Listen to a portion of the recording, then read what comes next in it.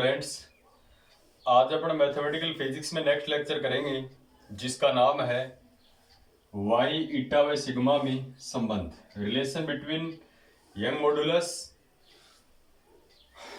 और shearing modulus and Poisson ratio. अपना topic चल रहा है विभिन्न प्रत्यास्थ नियतांकों में संबंध, और उसमें अपन ने एक टॉपिक कर लिया है वाई की और सिग्मा में संबंध। के की जगह अब की बार ईटा अपन ने लिया है। तो अपने विभिन्न प्रत्यास्थ नियतांकों में संबंध में 4 रिलेशन हैं, उनमें से एक रिलेशन कंफर्म एग्जाम के अंदर पूछेगा बड़े मार्क्स में, 5 मार्क्स में। तो इसके लिए अपन सबसे पहले क्या लेंगे कि माना ABCD एक घन के सामने वाला फलक है। A, B, C और D एक घन के सामने वाला फलक है। घन का नीचे का सिरा CD, ये वाला जो सिरा है CD, ये क्या है, स्थिर है, जबकि ऊपरी सिरे पर स्पर्शी प्रतिबल S, ये वाला ऊपरी सिरा जो स्पर्शी प्रतिबल S आरोपित है।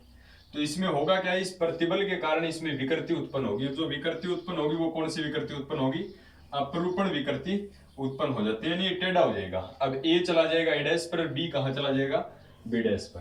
तो इस अपरूपण विकृति के कारण घन की जो नई, घन के फलक की जो नई स्थिति होगी, वो नई स्थिति क्या होगी, A', B', CD।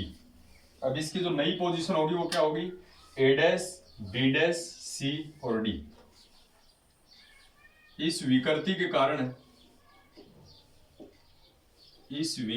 कारण घन की नई स्थिति क्या होगी, A', B' ये टेढ़ा हो गया, देखो इस प्रकार से A', B', CD होगी। ठीक है, ये घन की नई स्थिति होगी। अब विशेष बात क्या है इसके अंदर, देखो सबसे पहले अपन निकालेंगे अपरूपण विकृति। अपरूपण विकृति अपरूपण विकृति निकालेंगे तो देखो, यानी फाई की वैल्यू अपन निकालेंगे। ये जो फाई कोण है, कितनी विकृति आई इसमें, फाई। ये पहले AD इसकी भुजा थी, अब होगी A', क्योंकि स्पर्शी प्रतिबल के कारण ये फलक टेढ़ा हो गया, तो विकृति आई फाई। कोण के सामने वाली भुजा होती है लंब, तो कोण है A' और बटा AD, कोण बराबर।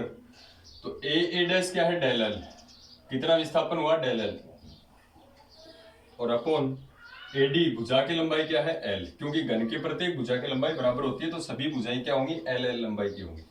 This is equation first. तो इसमें जो अपरूपण विकृति आएगी वो कितनी आएगी, फाई बराबर डेल L अपॉन L। वैसे भी अनुपातिक परिवर्तन जो होता है वो विकृति होती है। इसके बाद में अपन देख लेते हैं, अपन ने जो स्पर्शी प्रतिबल लगाया इसका मान कितना होगा, स्पर्शी प्रतिबल, और स्पर्शी प्रतिबल को किससे लिखा अपन ने, S से, जो ऊपर स्पर्शी प्रतिबल लगाया है। प्रतिबल बराबर क्या होता है, बल बटा क्षेत्रफल, बल बटा क्षेत्रफल। बल को अपन लिख दें F से, अपॉन क्षेत्रफल को लिख दें A से।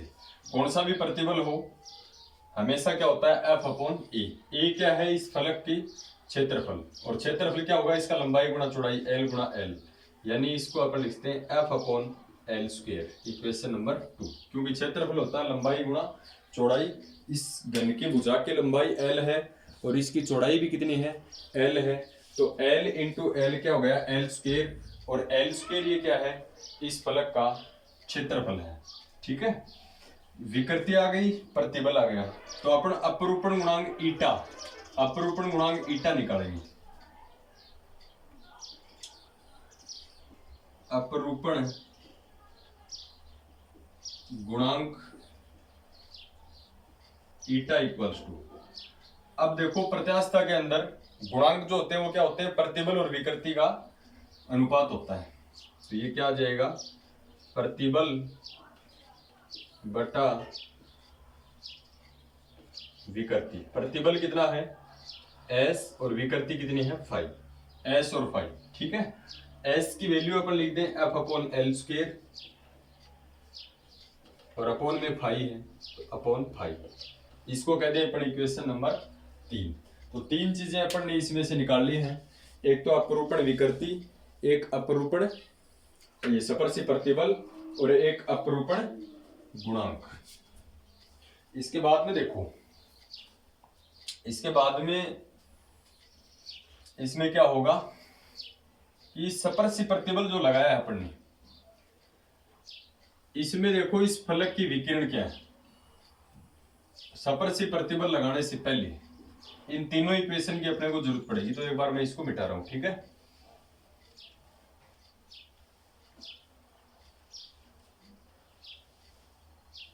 ध्यान रखना है तीनों इक्वेशन क्या क्या अपने पास आई। देखो ये सपर्शी प्रतिबल लगने से पहले विकिरण था एक एसी और एक था डीबी। सपर्शी प्रतिबल लगाया तो ए पॉइंट चला गया ए डैश पर। तो अब विकिरण जो नया विकिरण जो मिला है ए डैश सी, जो 100% एसी से कम हो गया। तो एसी विकिरण में क्या हो गया, संकुचन आ गया, यानी ये तो सिकुड़ गया। और डीबी जो विकिरण है इसकी लंबाई, अब ये क्या हो गया डीबी डैश, तो इसकी लंबाई में क्या हो गई, वृद्धि हो गई। तो एसी विकिरण में तो संकुचन आ गया और डीबी में क्या हो गया, विस्तार हो गया। तो अपन बात करें कि सपर्शी प्रतिबल एस के कारण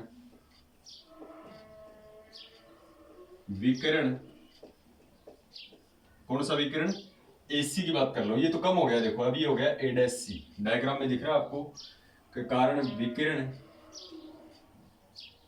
एसी में संकुचन, यानी तो सिकुड़ के कम हो गया, संकुचन तथा विकिरण डीबी के अंदर क्या हो गया, विस्तार, तथा विकिरण डीबी में विस्तार उत्पन्न हो जाता है। ये इंपॉर्टेंट फैक्ट है। इस सपर्शी प्रतिबल के कारण क्या हो गया, विकिरण एसी में तो क्या हो गई, कमी हो गई, ये ए डैश सी, अब देखो ये कमी होगी। और ये डीबी था, अब ये हो गया डीबी डैश, तो इसमें क्या हो गया, विस्तार हो गया। तो दो विकिरण है अपने पास, एक विकिरण में क्या हो गया, लंबाई में वृद्धि हो गई और दूसरे में कमी हो गई। अब अपन पढ़ते हैं कि पवासो के अनुसार जो लंबाई में वृद्धि होती है तो वहां कौन सी विकृति आती है, अनुदैर्घ्य विकृति। और लंबाई में अगर कमी होती है या मोटाई में कमी होती है तो वहां पार्श्व विकृति आती है। तो यहाँ दो विकृति आ गई। एसी में तो पार्श्व विकृति उत्पन्न हो गई क्योंकि ये तो संकुचित हो गया, मोटाई जो कम हो जाती है तो पार्श्व विकृति उत्पन्न आती है।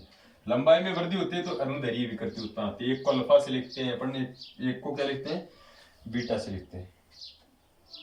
तो अपन बात करें जैसे यदि अल्फा व बीटा क्रम से कौन कौन सी विकृति है, अल्फा तो लंबाई में वृद्धि यानी अनुदैर्घ्य विकृति,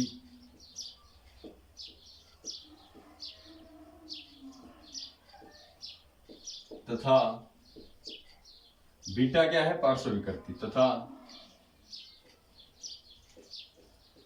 पार्श्व विकृति हो तब अल्फा तो क्या हो, अनुदैर्घ्य विकृति हो, और बीटा क्या हो, पार्श्व विकृति हो, तब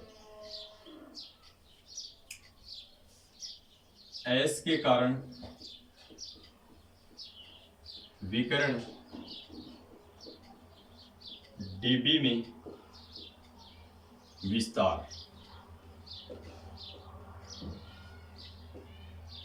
डीबी था ये यहां से लेके यहां तक, अब डीबी में विस्तार हो गया डीबी डैश। तो कितना विस्तार होगा, देखो सबसे पहले लिखोगे विकिरण ऐसा का ऐसा डीबी इनटू किस बल के कारण, एस बल के कारण, और इनटू अल्फा क्या है इसकी, अनुदैर्घ्य विकृति, और अनुदैर्घ्य विकृति यानी एकांक लंबाई में वृद्धि, तो एकांक लंबाई में वृद्धि हो अल्फा। ठीक है, देखो ध्यान से कि विकिरण डीबी में विस्तार कितना हुआ, तो विकिरण ऐसा का ऐसा लिख दे, किस बल के कारण हुआ, सपर्शी प्रतिबल के कारण, तो एस ऐसा का ऐसा, एकांक लंबाई में वृद्धि कितनी है, अल्फा है, तो एकांक लंबाई में वृद्धि को मल्टीप्लाई करोगे। ठीक है, तथा संकुचन संकुचन कैसे होगा, जैसे ये AC और DB ये तो दोनों बराबर थे, संकुचन कौन से में होगा, AC में होगा। तो ये विकिरण ऐसा कैसा किस बल के कारण, स्पर्शी प्रतिबल के कारण, और एकांक लंबाई में संकुचन, एकांक लंबाई में संकुचन अब की बार कितना है, बीटा। ठीक है, तो यहां DB और AC दोनों क्या थे, बराबर थे बल लगने से पहले, ये DB और ये AC, क्योंकि घन का जो फलक है वर्ग, उसके विकिरण क्या होते हैं, बराबर होते हैं। तो AC और DB क्या थे, बराबर थे। तो इस AC को मैं क्या लिखता हूँ, इस AC को मैं क्या लिखता हूँ, DB लिख सकता हूँ। अतः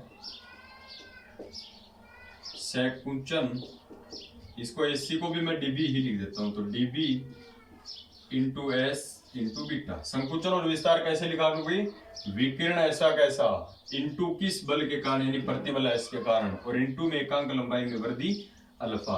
और संकुचन निकालोगे तो विकिरण ऐसा कैसा किस बल के कारण, प्रतिबल S के कारण, और एकांक लंबाई में संकुचन कितना है, बीटा है। ठीक है, यहाँ पर AC को क्या लिख दिया, DB लिख दिया, तो संकुचन कितना आ गया, DB इंटू S बीटा। तो कुल विस्तार जो है वो कितना हो गया, देखो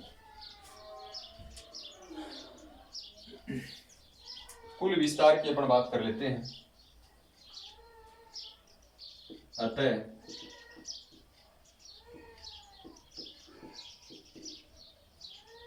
कुल विस्तार जो है, कुल विस्तार यानी ये इसकी लंबाई में वृद्धि हुई है, इसमें कमी हुई है, तो कुल जो विस्तारित है, प्रत्यास्थ कितनी हुई है वस्तु।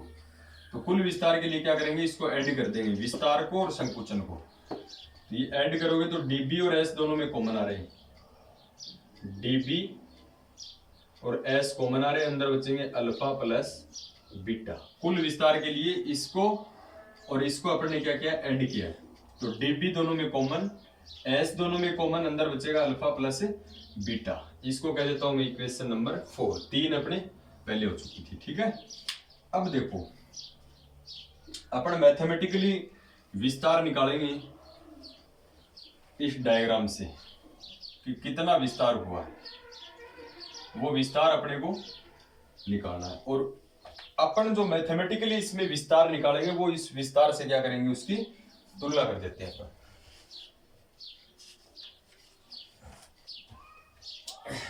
इसको मैं विकिरण जो DB है, इस DB की मैं वैल्यू भी रख देता हूं। देखो इसको 4 ने करके मैं इसको थोड़ा सा और बढ़ा देता हूं। ये विकिरण है DB। विकिरण क्या होता है, भुजा गुणा √2 गुणा भुजा, √2 और गुणा भुजा क्या है, L। DB का वैल्यू कितने, √2 गुणा भुजा, विकिरण का फॉर्मूला होता है, और into S into alpha plus beta. इसको कह देते हैं समीकरण नंबर 4। ध्यान रखना DB विकिरण है, विकिरण होता है √2 गुणा भुजा, छोटी क्लासों में अपन पढ़ते हैं। ठीक है, अब देखो अपन बात करते हैं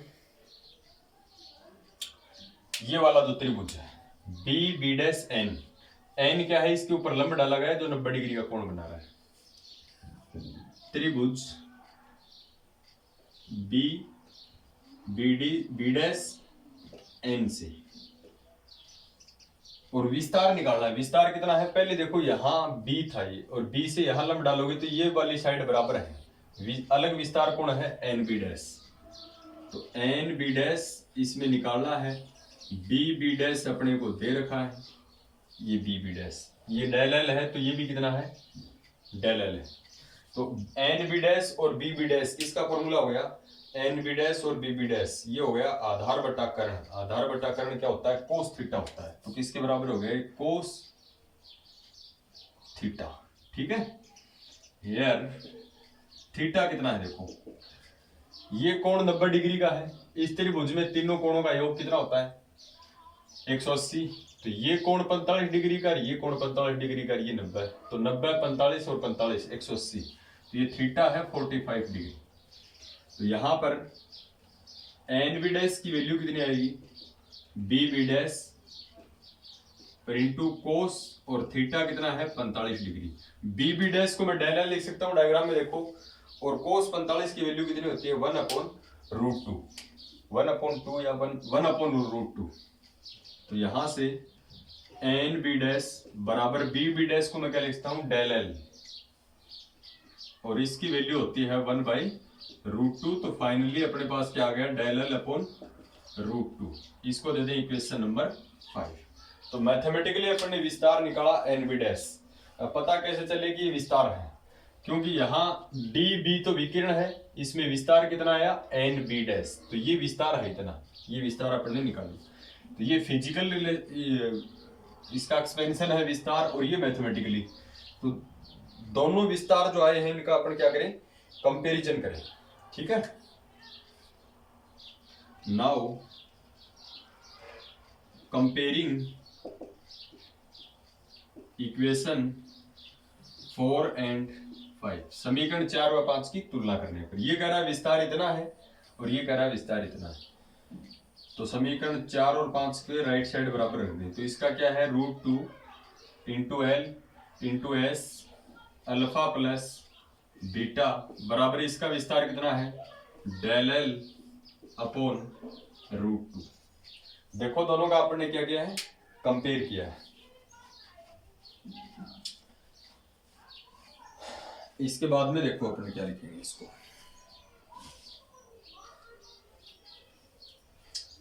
इसके बाद में अपने एक काम और कर लेते हैं। एक फॉर्मूला अपने को बनाना, देखो ये डेल एल को अपने इस साइड में ले आए और ये गुणा में है इधर, तो भाग में आ जाएगा। इधर एल को रख ले, एस को रख ले, तो यहां से मैं ये लिखता हूं एल इंटू एस, ऐसा कैसा, ये डेल एल गुणा में है तो भाग में आ जाएगा अपॉन डेल एल।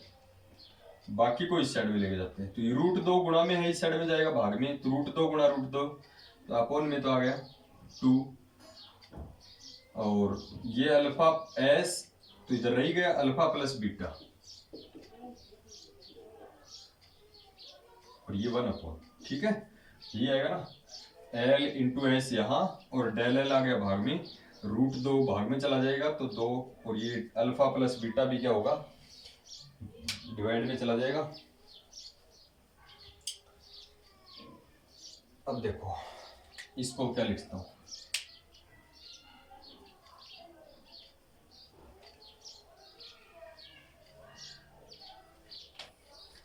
ये एल को इस डेल एल के भाग में लिख सकता हूं मैं, ठीक है।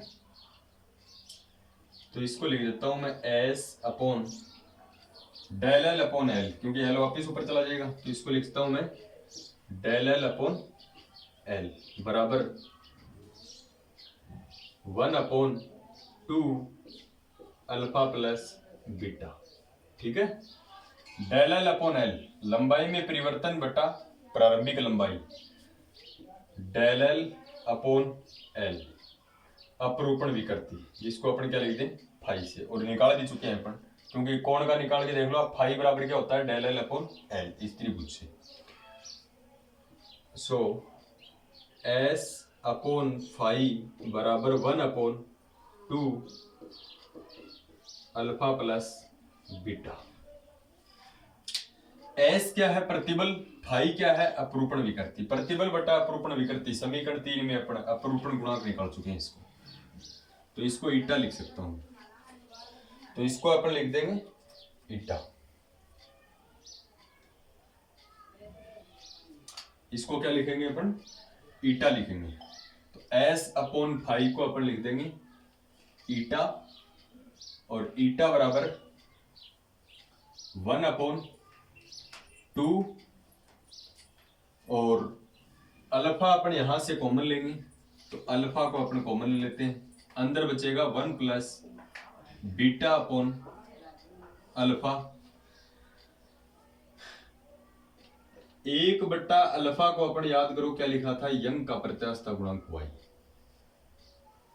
एंड बीटा है पार्श्व विकृति, अल्फा है अनुदैर्घ्य विकृति, इसको अपन क्या लिखते हैं sigma. So eta equals to 1/अल्फा को अपन क्या लिख दें y अपॉन 2, ये हो गया 1 प्लस बीटा अपॉन अल्फा को क्या लिख दें सिग्मा लिख दें, ठीक है। ये अपने पास वैल्यू आ गई। या फिर यहां से y इक्वल्स टू क्या लिखते हैं, ये भाग में गुणा में चला जाएगा, ये हो जाएगा 2 इंटू ईटा और ये हो गया 1 प्लस सिग्मा। ये है अपना रिलेशन जो काफी इंपॉर्टेंट है, एग्जाम में 5 मार्क्स के अंदर पूछता है इसको। किस किस में रिलेशन है, y यानी यंग का प्रत्यास्थता गुणांक, ईटा यानी अपरूपण गुणांक और सिग्मा पवास्व अनुपात में संबंध। और एग्जाम में इसको लैंग्वेज में आपसे पूछेगा यंग का प्रत्यास्थता गुणांक y, अपरूपण गुणांक ईटा तथा सिग्मा में संबंध, y बराबर 2 ईटा इंटू 1 प्लस सिग्मा। और कंपटीशन के लिए इसको आपको डायरेक्ट याद रखना है, ठीक है। उसके बाद में अपन नेक्स्ट जो रिलेशन है वो नेक्स्ट वीडियो के अंदर करते हैं।